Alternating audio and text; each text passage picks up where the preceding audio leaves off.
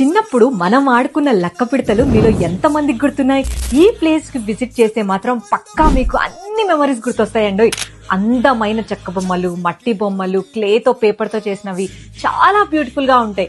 ఇక్కడ చాలా యూనిక్ గా డిజైన్స్ కూడా చేసేస్తున్నారు. మన కల్చర్స్ ని, మన ఆర్టిజన్స్ ని మళ్ళొకసారి మనం గుర్తు చేసుకున్నట్టు ఉంటుందన్నమాట ఈ ప్లేస్. ఇప్పుడున్న ఈ ఫాస్టెస్ట్ జనరేషన్ లో ప్లాస్టికే ఎక్కువైపోయింది.